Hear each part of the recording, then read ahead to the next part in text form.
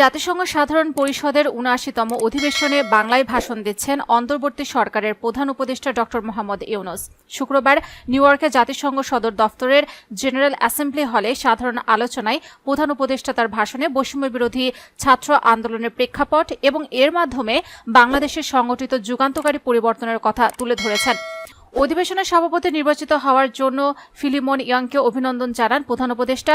Summit of the future আয়োজনের জন্য জাতিসংঘ মহাসচিব আন্তোনিও গুতেরেসের দূরদর্শী ভূমিকার প্রশংসাও করেন তিনি।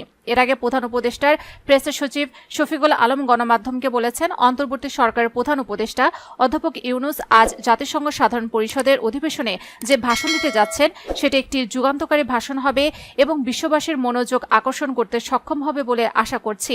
এবছরে ইউএনজিওর মূল প্রতিপাদ্য হচ্ছে কাউকে পিছিয়ে রাখা নয়, বর্তমান ও ভবিষ্যৎ প্রজন্মের জন্য শান্তি, টেকসই উন্নয়ন এবং মানব মর্যাদার অগ্রগতিতে একসঙ্গে কাজ করা।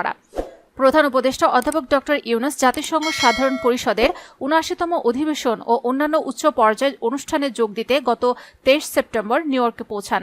তিনি জাতিসংঘ সাধারণ অধিবেশনে যোগদানের ফাঁকে যুক্তরাষ্ট্রের প্রেসিডেন্ট জো বাইডেন, কানাডার প্রধানমন্ত্রী জাস্টিন ট্রুডো, জাতিসংঘ মহাসচিব অ্যান্তোনিও গুতেরেস সহ বিশ্ব নেতা এবং আন্তর্জাতিক সংস্থার প্রধানদের সঙ্গে বৈঠক করেছেন। নিউ ইয়র্ক স্থানীয় সময় আজ রাত ৯:৩০টায় প্রধান উপদেষ্টার ঢাকার উদ্দেশ্যে যুক্তরাষ্ট্র ত্যাগ করার কথা রয়েছে।